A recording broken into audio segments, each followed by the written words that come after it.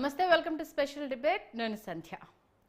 గురి కుదిరింది అంటే ప్రస్తుతం అయితే వినిపిస్తున్న సమాధానాలు అంటే దేనికి గురి కుదిరింది అన్న విషయానికి సంబంధించి తెలంగాణలో టీడీపీ బలోపేతం కాబోతోందా అంటే కూటమి ప్రభుత్వం ఏపీలో వచ్చిన తర్వాత ఆ తర్వాత ఏపీ సీఎం చంద్రబాబు నాయుడు గారు ఇక్కడ తెలంగాణ టీడీపీ నేతల్ని కలవడము, వాళ్ళకి సంబంధించి జోష్ నింపడము, రాబోయే రోజుల్లో మళ్ళీ పునర్వైభవము తెలంగాణలో రాబోతుందన్న సంకేతాలు ఇవ్వడం మనం చూసాం. మళ్ళీ ఈ మధ్యలో కాస్త కొంచెం అటు కూటమి ప్రభుత్వము నిలుక్కోవడం కావచ్చు, అక్కడున్న ఇబ్బందులు కావచ్చు, దాని మీద ఫోకస్ చేయడంతో కొంత ఇక్కడ వెనకబడింది. రాబోయే రోజుల్లో నారా భువనేశ్వరి సారథ్యంలో తెలంగాణ టీడీపీ పగ్గాలు ఉండబోతున్నాయంటూ కూడా గతంలో వార్తలు రావడం, మళ్ళీ తర్వాత స్తబ్దుగా అయిపోవడం చూసాం. మళ్ళీ ఇప్పుడు ఎందుకు రేజ్ అయింది అని అంటే పాత నేతలంతా మళ్ళీ తమ సొంత గూటికి చేరేందుకు సిద్ధమవుతున్నారు. ఇంకా తెలంగాణలో కాంగ్రెస్ గవర్నమెంట్ వచ్చాక బీఆర్ఎస్లో ఉన్న పాత నేతలంతా ఎటెల్లాలో తెలియక సందిగ్ధంలో కొందరు కాంగ్రెస్ వైపు వెళ్ళడం, ఇప్పుడు ఫిరాయింపుల గొడవ ఇదంతా చూస్తున్న నేపథ్యంలో ఎటెల్లాలో తెలియక సతమతమవుతూ అటు ఇటు ఇరుక్కున్నారన్న సంగతి కూడా మనం చూసాం. ఈ నేపథ్యంలో ఇవాళ మళ్ళీ ఏపీ సీఎం చంద్రబాబు నాయుడు గారిని తెలంగాణ టీడీపీ నేతలు కలవడంతో చాలా సీనియర్ నేతలే కలిశారు. దాంట్లో తీగల కృష్ణారెడ్డి ఓపెన్గానే అనౌన్స్ చేశారు, రాబోయే రోజుల్లో తెలంగాణలో టీడీపీలో నేను జాయిన్ కాబోతున్నాను అనేసి. మల్లారెడ్డిని రాజశేఖర రెడ్డి గారిని అడిగితే దానికి సంబంధించి ఏం సమాధానం చెప్పకుండా నిరాకరించారు. మరేంటి మరొకసారి జోష్ అనేది కనబడబోతుందా? ఎలాంటి ప్రణాళికతో మరి తెలుగుదేశం జాతీయ అధ్యక్షుడు చంద్రబాబు నాయుడు గారు ముందుకెళ్ళబోతున్నారు? ఒకవేళ మరి కూటమి ఇక్కడ కంటిన్యూ అవుతుందా?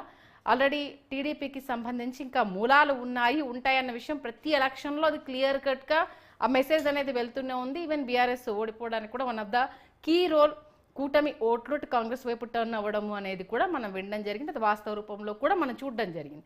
మరి ఏంటి తెలంగాణలో గురి కుదిరినట్టేనా? ఇదే అంశానికి సంబంధించి మనతో మాట్లాడడానికి అటు తెలంగాణ రాష్ట్ర అధికార ప్రతినిధి ఏఎస్ రావు గారు, అలాగే సీనియర్ అడ్వకేట్ రాజకీయ విశ్లేషకులు శరత్ గారు మనకి జూమ్ లో అందుబాటులోకి రావడం జరిగింది. నమస్తే శరత్ గారు. నమస్తే ఏఎస్ రావు గారు. నమస్కారం అండి. ముందుగా తెలంగాణ రాష్ట్ర అధ్యక్షుడు కాబట్టి మన ఏఎస్ రావు గారి దగ్గరికి వెళ్దాము.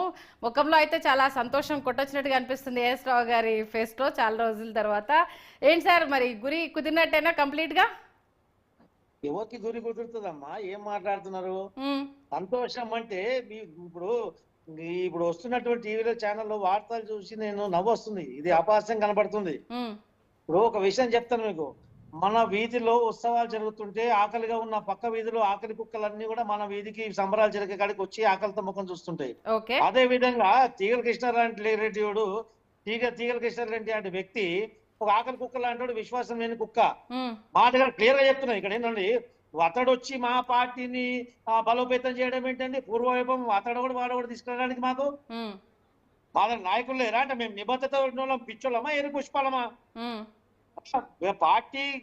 పార్టీలో అనేక పదవులు అనుభవించి పార్టీలో ఆ రోజు బీఫామ్ ఎత్తుకపోయి పార్టీకి ఎమ్మెల్యే అయ్యి తర్వాత నీ అవకాశవాద రాజకీయాల కొరకు నువ్వు పోయి కేసీఆర్ కాలు బూట్లు నాకి తర్వాత చంద్రబాబు నాయుడు గారిని తెలుగుదేశం పార్టీ అనేక మాటలని ఇప్పుడు మొత్తం గతి లేనప్పుడు మళ్ళీ వచ్చి మా బూట్లు నాకడానికి వస్తావా?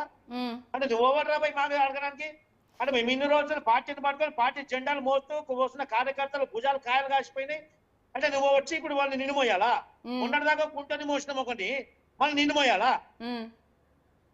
ఇప్పుడు అధినేత ఓకే అన్నది అయితే ఈయన బయటకు వచ్చి అయితే అనౌన్స్ చేయలేరు కదా. మరి మీ ఛానల్ ఛాన్స్ ఉంటే వాడు కలపండి. తీర్చేసిన ఫోన్ అనేది మొత్తం బట్టలు తీపిస్తావాడి.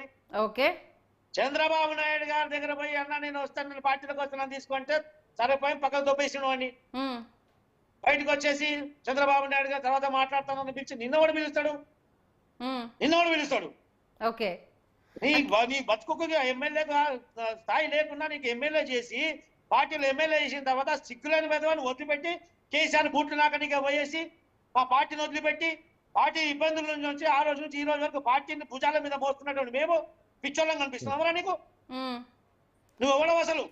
అంటే ఇప్పుడు ఏఎస్ రావు గారు అంటే పాత నేతలు సొంత గూటికి రావద్దు అని మెసేజ్ ఇస్తున్నారా, లేకపోతే వాళ్ళకు వాళ్ళు బయట నేతలు పార్టీకి నిబద్ధతగా ఉన్న నాయకులు ఈ రోజు పార్టీకి అధ్యక్ష పదవి చేపట్టి పార్టీని సమర్థవంతంగా నడిపించే నాయకులు ఇంకా పార్టీలో ఉన్నారు.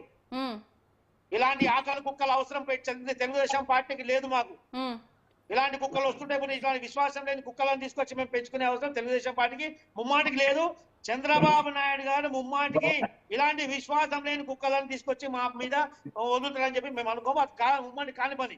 ఆయన ఊహాజనకంగా ఏదో మైండ్ డైవర్ట్ చేయడానికి అక్కడ పుట్టగతులు లేవని చెప్పేసి ఎక్కడ గతి లేకుండా ఇక్కడ వచ్చి మా బూట్లు రాకనీకే మా దగ్గర వచ్చి ఇది చేసుకోవడానికి ఇలాంటి వాళ్ళకి అవకాశం తెలుగుదేశం పార్టీలో లేదు. తెలుగుదేశం పార్టీలో ఈ రోజు కూడా ఇక్కడ బకెల్ నరసింహులు గారు ఉన్నారు, అరవింద్ కుమార్ గారు ఉన్నారు, భూపాల్ రెడ్డి గారు, చాలా మంది నాయకులు ఉన్నారు. ఇక్కడ చాలా మంది ఇక్కడ రాష్ట్ర అధ్యక్షుడి పదవి చేపట్టి పార్టీని బలోపేతం చేయడానికి సమర్థత కలిగినటువంటి నాయకులు ఇక్కడ ఉన్నారు.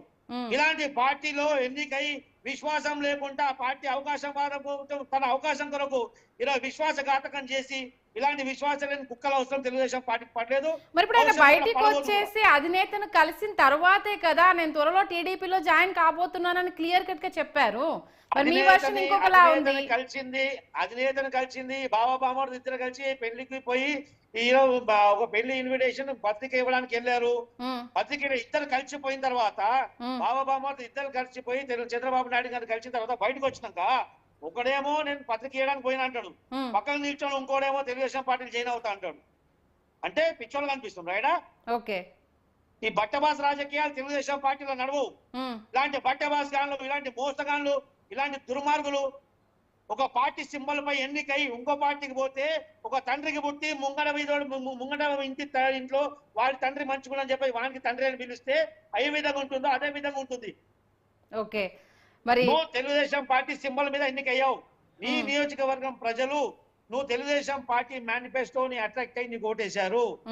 నీకు అదే నియోజకవర్గంలో బీఆర్ఎస్ పార్టీ అప్పుడు ఉన్నటువంటి టీఆర్ఎస్ లో బీఆర్ఎస్ పార్టీ మేనిఫెస్టో కానీ అక్కడ ఉన్నటువంటి సిద్ధాంతం నచ్చక వాళ్ళ ఓటేయకుండా నీకు ఓటేశారు. అంటే ప్రజలు ఇచ్చినటువంటి మ్యాండేట్ ని తిరస్కరించి నువ్వు ముందు ఇంకో పార్టీకి వెళ్ళినావు కదా. నువ్వు ప్రజా తీర్పుని వ్యతిరేకించినోడు ప్రజా నాయకుడే కాదు వాడు. అలాంటి దుర్మార్గులు 10 పార్టీలు తిరిగి వచ్చి గోడ మీద పిల్లిలాగా అవకాశవాద రాజకీయాలు చేస్తాడు. ఈ రోజు నీలాంటి లుచ్చగానులు మా తెలుగుదేశం పార్టీకి ప్రక్షాళన చేస్తారు, మా తెలుగుదేశం పార్టీకి పూర్వవైభవం తీసుకొస్తాడా?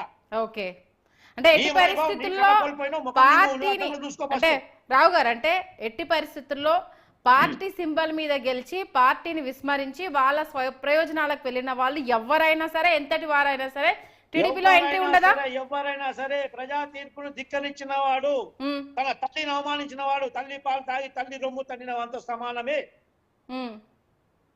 ఏమో ఇప్పుడు అంటే అలాంటి సీనియర్ లీడర్స్ టీడీపీకి తెలంగాణ టీడీపీకి అవసరం అని అంటున్నారు కదా రావు గారు. విశ్వాసం లేని కుక్కని మేము మోయని అవసరం మాకు లేదు.